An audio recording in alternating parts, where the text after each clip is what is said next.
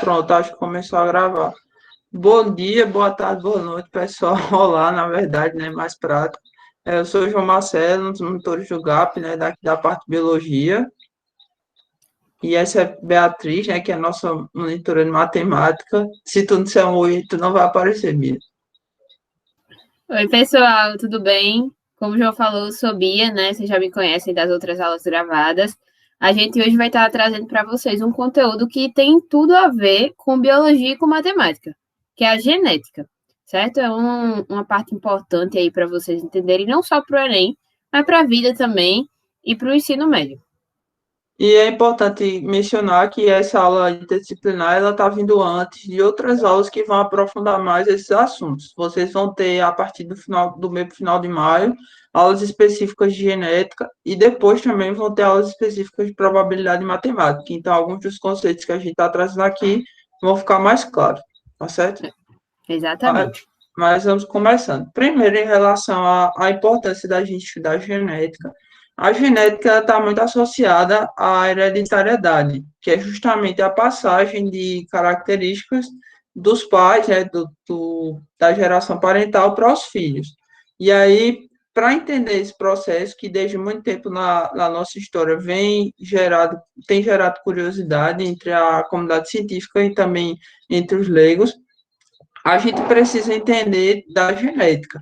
E a genética inclui desde o estudo do DNA, dos cromossomos, dos genes, até a interação deles, como a gente vai ver aqui, que foi sistematizado por Mendel, né, através das duas leis de Mendel. Então, a gente vai trazer aqui alguns conceitos introdutórios, inicialmente, em relação a alguns conceitos que são básicos para vocês entenderem a parte genética, como se fosse um vocabulário próprio, né, que é muito importante vocês entenderem. Depois a gente vai trabalhar as leis de Mendel, né, principalmente a primeira lei, trazendo o conceito matemático que tem por trás disso. E, por último, a gente vai resolver algumas questões com vocês aqui. Mas aí, começando, o primeiro conceito que vocês têm que trazer é justamente o conceito de gene. Para vocês entenderem o que é gene, vocês têm que entender o que é DNA. E aí, para entender o que é DNA, vocês vão voltar lá para a parte bioquímica, que lá explica melhor o que é DNA, mas a gente precisa lembrar basicamente que DNA é a molécula, né, a biomolécula responsável por armazenar as características da hereditariedade, as características que fazem com que a nossa espécie possa geração após geração, manter a funcionalidade de algumas questões que são essenciais para a nossa sobrevivência. E aí, o gene em si é o segmento de DNA responsável por uma determinada característica. E na base de tudo, a gente tem o gene. Esse gene vai se organizar para formar cromossomos ou cromatina, a depender do estado que a célula está, se está em divisão ou não, sendo que, no caso, quando a célula está em divisão, a gente tem, na nossa espécie, né, que é uma espécie de clone, 23 pares de cromossomos. E aí, no caso, aqui na genética, é importante a gente entender também o conceito de genes alelos, que, no caso, são genes que ocupam as posições correspondentes no par de cromossomos. Lembra que eu falei que são 23 pares de cromossomos? Então, se você pega um par específico e for analisar as regiões correspondentes nesses dois cromossomos, a gente vai ter o que a gente chama de genes alelos. Alelos porque eles estão relacionados a determinar o mesmo caráter.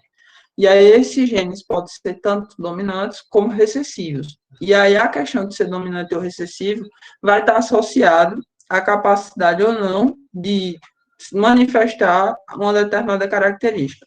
Então, vamos dizer que houvesse um gene específico para a altura, por exemplo. Não é o que acontece, a altura, a gente vai ver um pouco mais adiante que está bem além dessa questão genética, mas vamos dizer que a gente pudesse determinar a altura pelo gene. Se você tem o gene X, você é alto, e se você tem o gene Y, X é alto, X é baixo.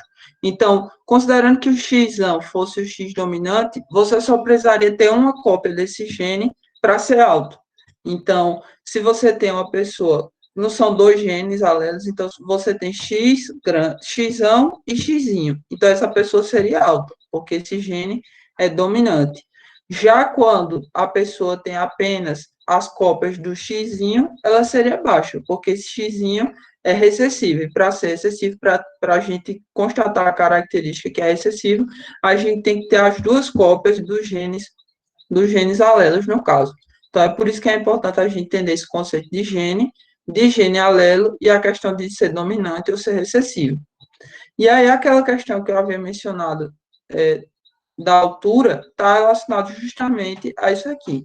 Por que, que as nossas características não são relacionadas especificamente, então somente a nosso código genético?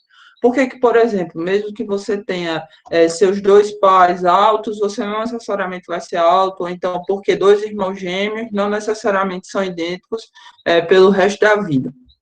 Ocorre que tem duas questões importantes que a gente tem que ter bem distinto, bem claro. Uma coisa, um conceito é o conceito de genótipo, que é o conjunto de todos os genes que cada célula tem, que cada indivíduo vai ter. Então, esse é o genótipo. Outra coisa são as características que você consegue ver, que são manifestadas, que é o fenótipo. A gente costuma dizer na biologia que o fenótipo vai ser resultado do genótipo, que é o conjunto de genes, mais o ambiente. Então, você não pode dizer que necessariamente dois pais que são altos, o pai e a mãe, vão ter filhos somente.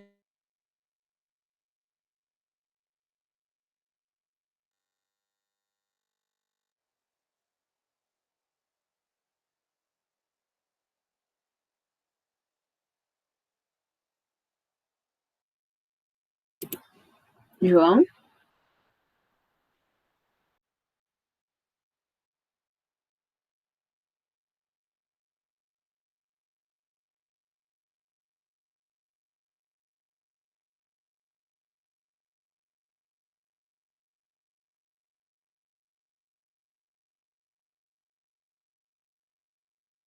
Não é só você ter um gene que você vai ter a pressão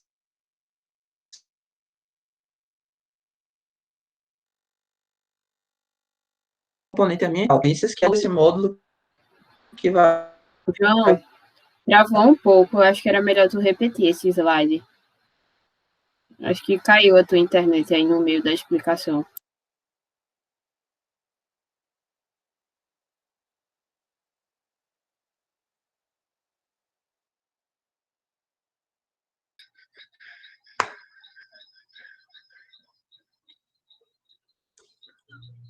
O B voltou, Voltou sim. mas travou muito. Não, não. Só Pronto. o conversa Travou. de fenótipo. Pronto, então o fenótipo ele vai estar relacionado justamente ao genótipo mais o ambiente. Então, vai resultar do conjunto de genes que você tem e da interação desse seu conjunto de genes, seu pool genético, com o ambiente. Então, por exemplo, imagine dois gêmeos idênticos que foram separados de nascimento e um ficou morando aqui no Brasil, que é uma parte tropical, né, na maior parte do território, e o outro foi morar lá no extremo norte da Europa, por exemplo. Pela exposição solar, a gente pode imaginar que eles terão cor de pele diferente, apesar de ter basicamente o mesmo conjunto de genes. Isso ocorre justamente porque o fenótipo, que é aquilo que a gente vê, é o que a gente observa das características da pessoa, não resulta então somente dos seus genes, mas também do ambiente no qual o indivíduo vive. Eu não sei se pegou essa parte, Deus cortou, mas as doenças, de modo geral, elas resultam não só do conjunto de genes que você tem, mas também dos seus comportamentos, dos seus hábitos de vida, o ambiente que você vive. Então, isso tudo influencia no seu processo de adoecimento. É claro, no entanto, que existem algumas doenças, como a gente vai estudar em todo esse módulo de genética aqui no GAP, que tem sim uma determinação muito relacionada, quase que exclusiva, a características genéticas que o indivíduo vai trazer, tá certo? Então, lembrar o conceito de gene, lembrar o que são genes alelos, lembrar o que é a questão de ser dominante ou recessiva, e a questão de diferenciar os conceitos de fenótipo e genótipo é essencial. E aí, em seguida, a gente precisa diferenciar o que é homozigose da heterozigose. Homo e hetero está relacionado a igual ou hetero está relacionado a diferente. Então, quando a gente fala de homozigoto, é quando você tem. Lembra que eu falei dos genes alélos que estão nos cromossomos homólogos na mesma região? Então, o homozigoto é aquele que tem dois alelos iguais para o mesmo gene. Esses alelos podem ser tanto os alelos dominantes, que a gente costuma escrever com letras maiúsculas, como pode ser os alelos recessivos. que geralmente a gente escreve com a mesma letra que a gente escreve o correspondente dominante, só que em letra minúscula. No caso aqui, azão, azão, e azinho, azinho. E o heterozigoto vai estar relacionado aos alelos diferentes. Então, você tem, por exemplo, um alelo dominante e um alelo recessivo. É importante a gente saber, porque, por exemplo, lá na frente, quando nessa aula, em outras aulas, vocês ouvirem que a gente falando, o indivíduo é heterozigoto. Então, ele tem um alelo dominante e um alelo recessivo. O indivíduo é homozigoto. Então, eu tenho que complementar essa informação. Ele é homozigoto dominante ou ele é homozigoto recessivo? E aí, complementando essa parte introdutória, a gente precisa entender como foi que surgiu esses conceitos, como esses conceitos se relacionaram, na verdade, para a primeira lei de Mendel. Então, o que foi que o Mendel fez? Vários cientistas estavam tentando entender como que ocorriam essas características da hereditariedade. Só que a maioria desses cientistas fazia estudos analisando diversas características que muitas vezes não dependiam apenas de um gene e muitas vezes associavam a um processo de reprodução muito complexo. Então, por exemplo, para você entender como ocorre a própria questão da altura que a gente já mencionou, pais altos tendo filhos baixos ou pais baixos tendo filhos altos, são vários genes que estão relacionados, então isso dificulta muito de você postular alguma coisa, né, na época desses estudos em relação à hereditariedade. Então, qual foi a sacada de Mendel? O que foi que contribuiu a essa diferencial importante para ele ter conseguido conquistar esses estudos que até hoje são fundamentais para a genética? O Mendel, ele fez o estudo a partir de ervilhas e ele estudava apenas a característica da cor da ervilha, que nesse caso estava relacionado à herança de um gene. Então, o que foi que ele propôs? Ele identificou que, por exemplo, ao cruzar ervilhas verdes com ervilhas verdes, ou ervilhas amarelas com ervilhas amarelas, a maioria delas mantinha a cor da geração parental, no entanto, uma parte mudava a cor. E aí, quando ele fazia vários cruzamentos, tanto entre a mesma geração quanto entre gerações diferentes, o que é muito simples de fazer, no caso, não é porque se trata de uma planta, ele postulou que as características são condicionadas por pares de fatores. Aqui é importante vocês se apegarem a isso de fatores, porque Mendel não deu a nomenclatura de gene. Esses conceitos mais avançados de genética não eram contemporâneos a Mendel, foram conceitos que foram propostos depois, que se separam na formação dos gametas, de tal modo que os gametas são sempre puros. Então, ele estava propondo, por exemplo, aqui a partir do monohibridismo, que se você tem uma determinada característica que é heterozigota, então ela é azão, azinho, quando você tem a separação dos gametas, você vai ter um gameta azão, um gameta azinho, e aí quando você for fazendo os cruzamentos, ou com outros heterozigotos, ou com outros homozigotos, você vai dar origem às diversas características. E aí, o que é que vai determinar se a ervilha é verde ou se é amarela? Vai ser justamente dessa combinação. Se a gente vai ter um recessivo, a gente tem uma característica determinante. Se a gente tem um heterozigoto ou um dominante, a gente já tem uma outra característica, um outro fenótipo. Nesse caso aqui, o fenótipo está muito mais associado ao gene específico, né, ao genótipo, do que a características ambientais. E aí, para a parte matemática mesmo disso, né, tem o que ficou conhecido como quadrado de Punnett. Não é isso, Bia? Exatamente, João. Vamos passar aí para explicar um pouquinho como é que funciona esse cálculo matemático, né, do que utiliza o quadrado de Punnett.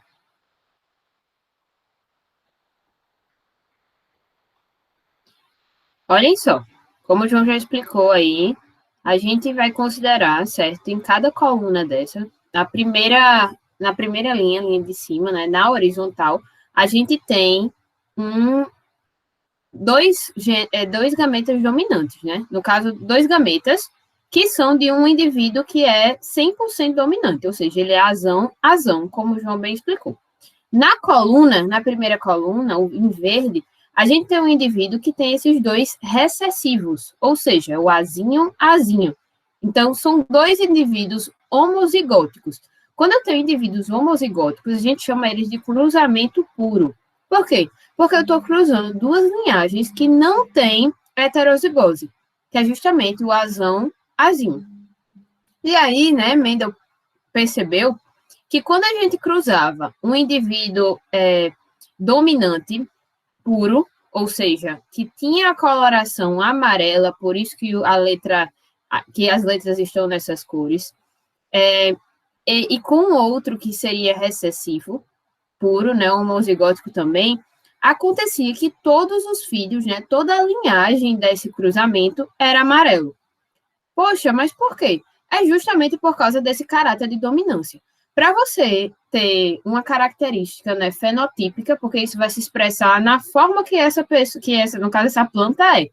Então, ela ficava amarela, porque justamente tinha esse gene dominante. E quando eu só preciso ter um gene dominante para expressar aquela característica. Ah, Bia, e se eu tivesse um azinho? Então, quer dizer que ele seria verde. Ele precisa ter os dois genes para ser recessivo.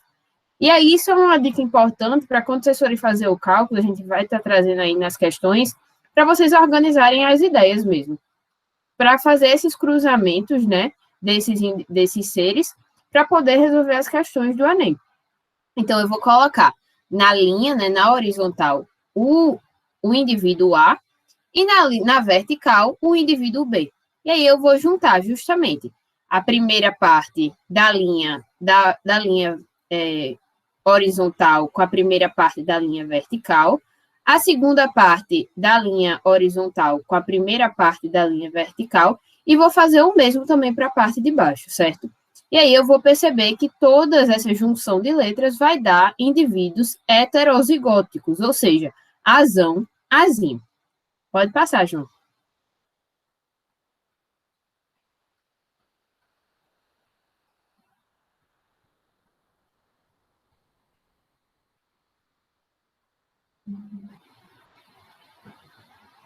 Ainda não passou. Aqui passou, tá? Cruzamento dos híbridos. Ah, tá. Pronto, perfeito. Chegou aqui. E aí, quando eu vou cruzar um híbrido, o que é um híbrido? São justamente esses indivíduos heterozigóticos. Ou seja, eles vão possuir um gene dominante, que é o azão, que é da cor amarela, e um gene recessivo, que é o azinho, da cor verde. E aí, ó, vocês percebem, o primeiro indivíduo, ele está na horizontal. O segundo indivíduo está na vertical. E aí, ó, quando eu vou cruzar a tabela, eu vou ter uma parte vai ser azão, que vai ser o encontro desses dois genes dominantes. Outra parte vai ser azão, azinho, que vai ser o encontro do gene dominante com o gene recessivo. E outra parte vai ser azinho, que vai ser justamente o encontro dos dois genes recessivos. E aí eu percebo que eu vou ter 25% azão, 25% azinho, e 50% azão. Pode passar, João.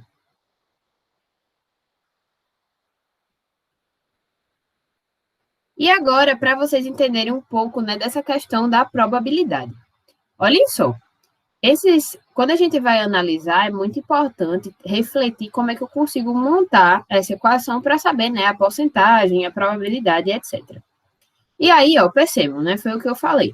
O azão é um dos 4 tipos, né, das 4 probabilidades que eu tenho de filhos desse cruzamento de híbridos. Então, se é 1 de 4, eu vou ter 1/4. 1/4 é a mesma coisa que 25%. Já o azinho, que são os heterozigóticos, eles são 2 dos 4 tipos. Então, eu vou ter 2/4. Quando eu tenho 2/4, é a mesma coisa que falar que é 50%. Já o azinho é um de 4 tipos também. E aí é 1/4, representando aí 25% de chances, né? E aí, para refletir, qual é o todo e qual é a parte? Isso é um exercício muito legal que vai ajudar vocês a pensarem em como montar essas frações, não só para a genética, mas para a probabilidade no geral. Pode passar, João.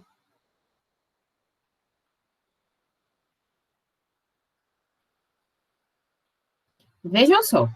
Sempre que eu digo que é 25%, 3%, 5%, 1% de algo, qualquer número que não seja 100%, quer dizer que eu tenho parte daquilo.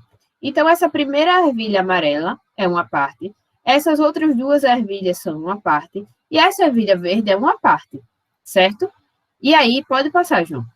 quando eu junto, né, todas essas 4 ervilhas, eu vou ter o todo, que é o que a gente importa, que é o que a gente chama de espaço amostral.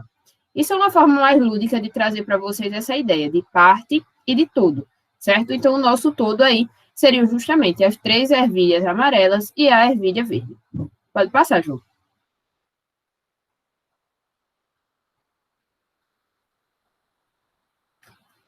Aí aqui eu introduzo, né, como é que a gente vai calcular essa probabilidade. Vamos supor, eu quero que vocês calculem para mim a probabilidade de um indivíduo ser heterozigótico no caso de um cruzamento de híbridos, ou seja, um cruzamento de indivíduos que já são heterozigóticos. A gente percebeu, então, que essa parte desejada seria justamente indivíduos azão, azinho. E aí é dividido pelo todo, ou seja, o nosso espaço amostral. Esse todo seria o quê? 4 possibilidades diferentes, né? Então, eu teria 2, que é aquele resultado que a gente viu nos slides passados, dividido por 4. Ou seja, a probabilidade é de 50%. E aí, alguns conceitos importantes é que, justamente na genética, eles são eventos 100% aleatórios. Como assim, Bia? Quer dizer que eu posso ter, por exemplo, 4 ervilhas verdes e não ter nenhuma amarela. Por mais que seja a menor probabilidade de acontecer, não é? Que é 25%. Da mesma forma, eu posso ter só ervilha amarela, mesmo tendo ainda os 25% de chances de ter as verdes. Então, é por isso, eles são aleatórios, ou seja, é questão de sorte. É como jogar uma moeda. Você não sabe qual é a cara, se vai cair cara ou coroa, né? Menos que ela tenha viciada, mas acredito que ninguém saiba fazer isso. Então, eles vão ter a mesma chance de ocorrer. Já outra questão é que são eventos independentes. Ou seja, quando acontece um evento, isso não afeta a probabilidade do outro. Poxa, como assim? Quer dizer que se, por exemplo, eu fizer o primeiro cruzamento desses híbridos e ele aparecer uma ervilha verde, eu não vou diminuir ou aumentar a chance de algum outro filho. Ou seja, pode ser um verde, pode ser um amarelo, e assim sucessivamente, né?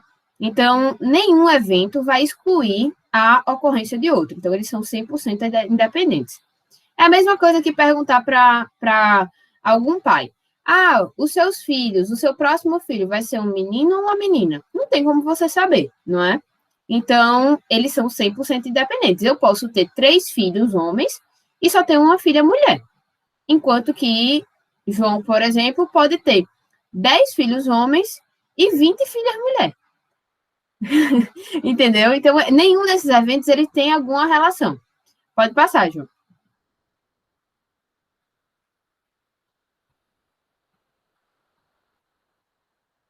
E aqui é só para ilustrar para vocês, né?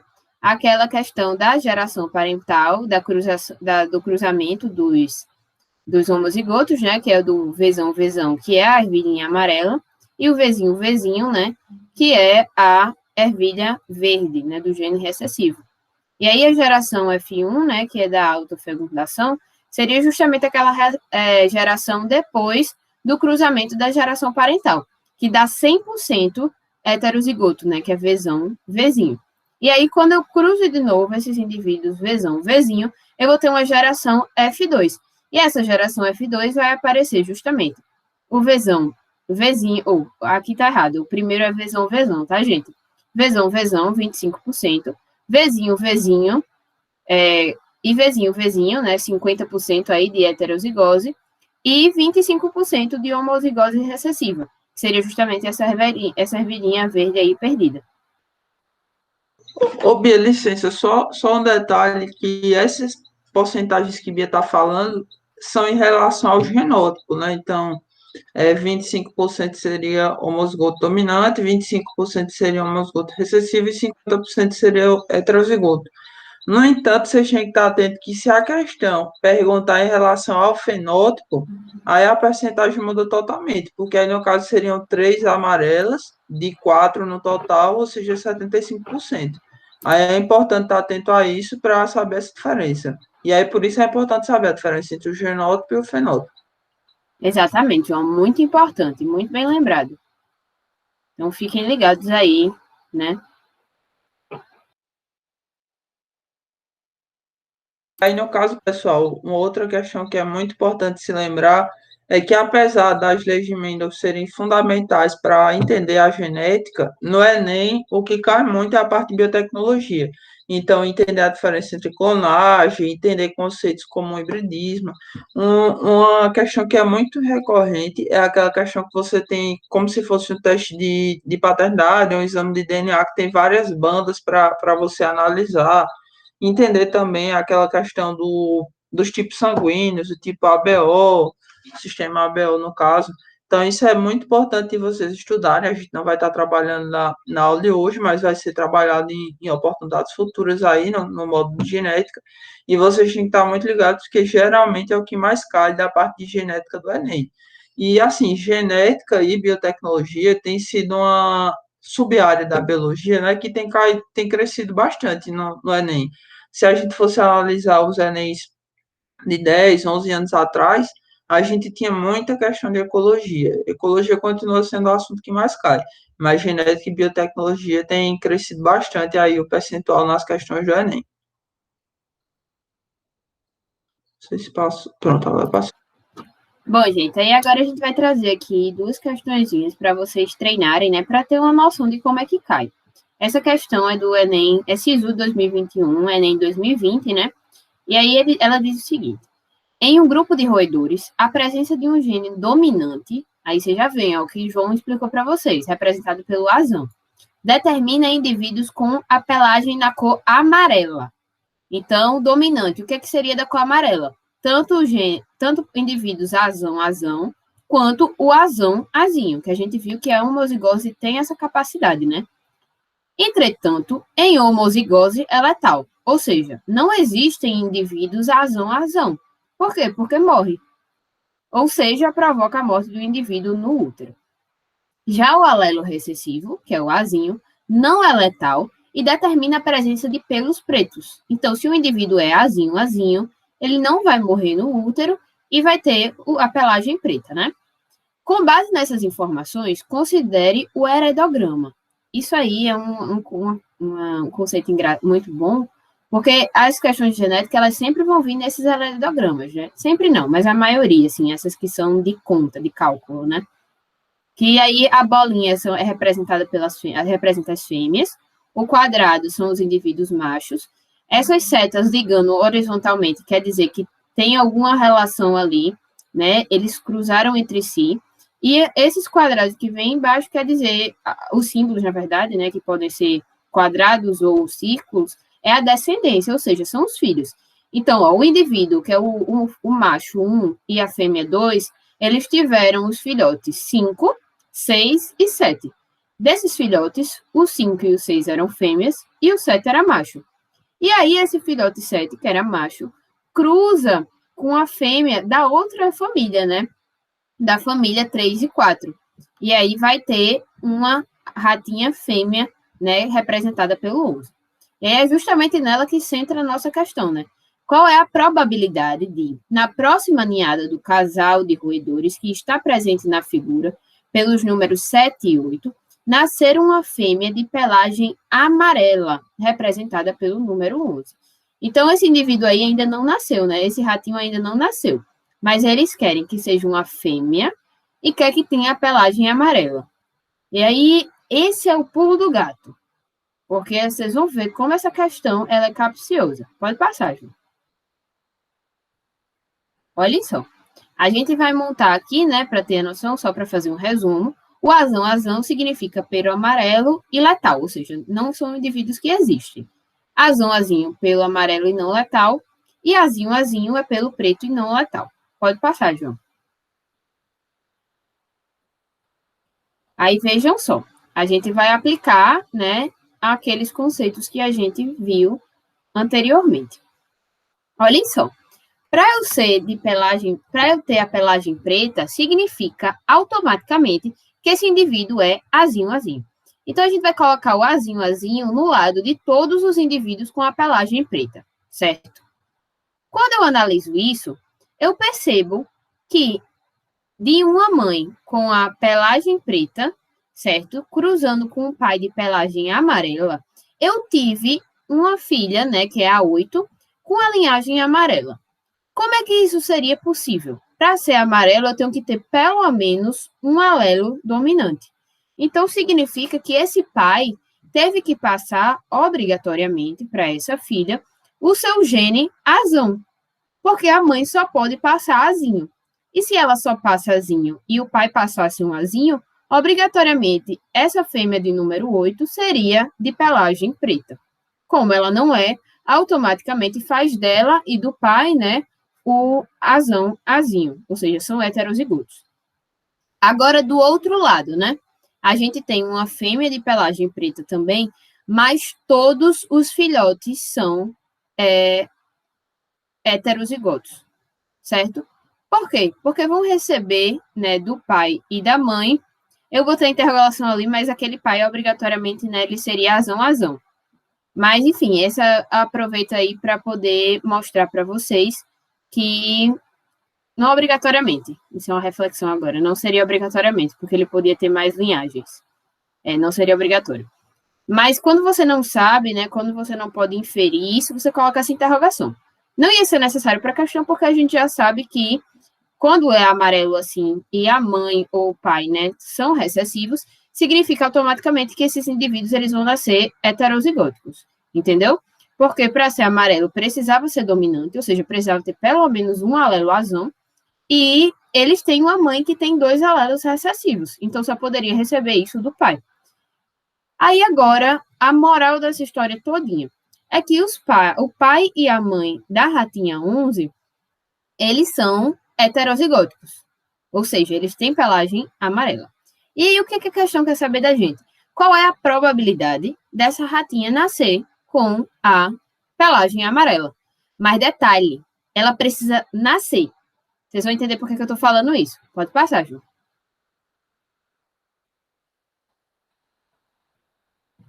Aí vejam bem, fazendo aí o quadrado de Punnett, né? É um cruzamento de híbridos, então eu ia ter 25% dominante, né, que seria esse azão, homozigoto dominante, 50% heterozigoto e 25% homozigoto recessivo. A Bia, então, é 3/4. Ela pode nascer aí 3/4 com a pelagem amarela, mas não é isso que a questão quer. Realmente, ela poderia nascer com a pelagem amarela em 3 dessas situações. Mas lembrem, quando eu tenho dominância total, homozigose indominante, que é o azão, ele não nasce, entendeu? Então, a gente não conta isso para a questão. Pode passar, João. Então, ó, vai ter um X no azão. Então, a gente só vai considerar que realmente são indivíduos vivos, 3, né? Então, aí a nossa fração seria 2/3. Ou seja, 2 partes, né, de um todo que é equivalente a 3. Mas isso aí ainda tem outro porém. Pode passar, João. É que, na verdade, a gente está pedindo uma fêmea. Então, para ser fêmea, né, existem os 2 sexos, seriam a fêmea e o macho. E aí eu tenho que multiplicar, né, pela fração que corresponde a ser fêmea. Então, se eu tenho o todo seria fêmea e macho, né, 2, a metade seria fêmea. Então, é 1/2, né, 1/2. Então, quando eu multiplico 2/3 por 1/2, eu vou ter justamente 1/3, que é a probabilidade dessa ratinha ter a pelagem amarela e ser uma ratinha, né, ser uma rata fêmea. E aí, ó, 2/3 é a chance de ser amarelo, 1/2 seria a chance de ser fêmea. Alternativa B de bola.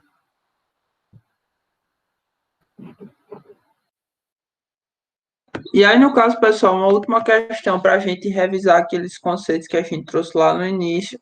É uma questão que não é do Enem, é da UDESC. É um vestibular que eu acho bem interessante, assim, vocês darem uma olhada em algumas questões dele também, quando estiver se preparando para o Enem, porque dá para tirar muito, muito conhecimento, dá para revisar muita coisa pelas questões dele. Então, veja, a gente tem que associar a primeira coluna com a segunda coluna. E aí, algum macete aqui de resolver questão. A maioria das alternativas aqui começa com 3, e as que começam com 3 começam logo com 5. Então, é bem provável que 3 e 5 já seja um começo aí, e notem que as três, que começam com 3 e 5, têm números diferentes. Então, provavelmente, esse terceiro aqui vai ser um caractere determinante aí para a gente responder a questão. Mas vamos lá. Expressam-se mesmo em heterozigose. Para se expressar em heterozigose, você tem que ser o alelo dominante. Se você for o alelo recessivo, que é o que as outras alternativas propunham, você tem que estar em homozigose para se expressar. No caso da questão mesmo que Bia falou, da ratinha que precisava ter azinho para ter a pele preta, o pelo preto, se tratava de um alelo recessivo, diferente do azão, que se trata de um alelo dominante e mesmo em heterozigose já se expressa. Então, aqui já seria o 3. Os 5 pares durante a meiose são justamente os cromossomos homólogos, né? Lá na meiose, uma das fases é justamente está relacionado ao crossing over, né? Até a permuta entre os cromossomos homólogos para garantir a variabilidade genética. E aqui esse terceiro ponto, que é determinante pelo que a gente está vendo, diz que o conjunto de características morfológicas ou funcionais do indivíduo seria qual das alternativas. Pelo que a gente viu, o conjunto das características morfológicas ou funcionais é justamente aquilo que a gente vê, aquilo que a gente percebe. Então, é aquilo que é produto do conjunto de genes mais o ambiente, que se denomina justamente o fenótipo. Tá certo? Então, seria 3, 5, 2, e aqui o local ocupado pelos genes nos cromossomos é o locogênico, que aqui está no número 6. A constituição genética, o conjunto de genes, como a gente viu, é o genótipo, e aí o que se expressa apenas em homozigose vai ser justamente o alelo recessivo. E aí, com isso, a resposta dessa questão é a letra D. Não é uma questão difícil, mas é uma questão muito interessante porque permite que a gente revise todos esses conceitos que, como a gente falou antes, são essenciais para o estudo da genética. E aí, com essa questão, a gente finaliza a aula interdisciplinar de hoje e é isso. Boa Muito semana, obrigado pessoal. e muito Bons obrigado pelo estudos. tempo. Muito obrigada. Valeu, João. Até mais. Valeu, Bia. Até mais.